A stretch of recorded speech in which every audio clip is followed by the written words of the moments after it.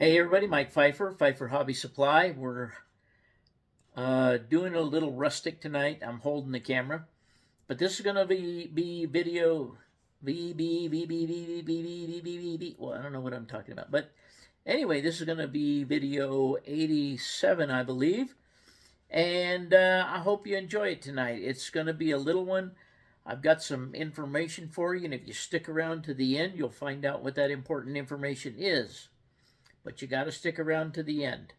Let's get started. Okay, gang. I cut out a piece of tar paper and put it in here so that I can mount the buildings in here. The McDonald's going to sit right there. They'll have a good parking lot on each side of the building. I put a street coming off at an angle here. I thought it would give a little more interest. And we have the Harrison's Hardware store there. And we have the shoe and boot repair place here. And we have the paint store facing the main drag. So I just thought that the street on an angle just made it look a little bit better. Of course, all that can be painted in and touched up once I add the rest of the street. I'm thinking about replacing from here, taking this piece out and putting it all the way down to where the street is wider and divided down there,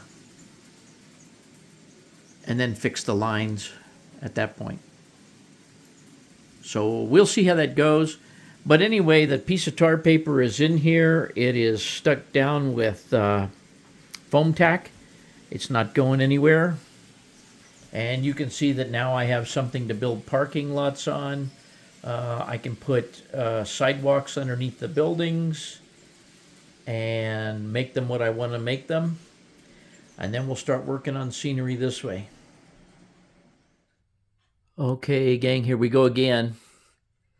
I decided to go ahead and put the road in. So you can see that I overlapped it here. I'll fix that. And of course it'll be painted. But you can see the road goes all the way down, curves a little bit, goes into town, and goes all the way to the intersection. I kind of like the way that looks. And of course, it'll be weathered down like this stuff out here, and I've got a lot of plaster and stuff on it right now, but you can see how the road looks cohesive now. So that's it for today.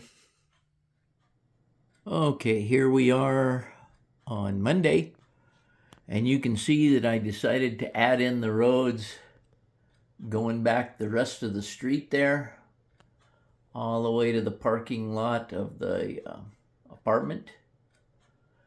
And I'm thinking about going on from the end where I ended it, right between the buildings there, around the corner. But I'm going to see on that, and if I do, I'll show you. Okay, I extended that road all the way back to the oil facility, and I put a little piece in between here. Now, you're probably asking yourself, how are you going to get rid of all those lines? Well, you can paint them out. If I come back here, this is the natural color, and this is a weathered color, and right there it's almost totally painted out.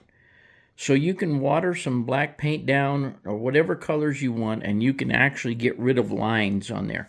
Now I want the lines through the town, but where the intersection is, I will be drawing new lines. So that is that. And here's kind of what it looks like from this angle. And there we have the roads in the town. Okay, gang, I know this gets a little bit monotonous, but I have the sidewalks cut for the buildings here. You can see the sidewalk, and there'll be enough room for cars to get off the street there and park in front of the paint store. There'll be room to come between the paint store and the back of the shoe store, and they'll be parking right here by the edge, and they'll be parking along the street, and there'll be room for a little green area right there on the other side of the cobbler's building. Probably put a little curbing in there and so forth, and put some greenery in it. Anyway, they'll be parking there. The parking for the hardware store is back here next to the edge of the layout. They have no parking on the street side, but they do have the McDonald's parking lot in the back, and I'm sure McDonald's hates it when the hardware store people park there, but that's going to be too bad. There'll be room on both sides of the McDonald's, and I have some 10,000 styrene that I'm going to make that parking lot out of, but I have to make a template to make the parking lot, and I just don't have it out here right now. So I'm going to have to get some copy paper and make that, but I think you get the idea. Now, under all of these buildings, when I made these, I made a cutout for the wire to go down through for the lighting. And then I'll come back and I'll paint those sidewalks, and then I'll put either greenery or gravel or something around the buildings as appropriate. The motel over there won't need any of that stuff except for curbing, which you'll glue right down to the tar paper. I probably might put a parking lot area underneath. I'll cut a template just like I will under the McDonald's to put where the post office is there. And then the houses, of course, will have fences and yards. We've already discussed that. But this is what I got going on tonight, and I think I'm going to wrap all this up. I think I'm going to create a video out of this. Okay, gang, I hope you enjoyed that one. The big surprise is that Lisa is for sale. The other big surprise is, I'm not going to tell you yet, but I have a vehicle coming. It's probably not what you would expect, so don't get real excited, but I do have a vehicle coming. I had trouble at the beginning of this with the I have a vehicle coming, and you guys will be the first to see it when it gets here. So, I guess for 87, that's it. And as usual, thanks for watching.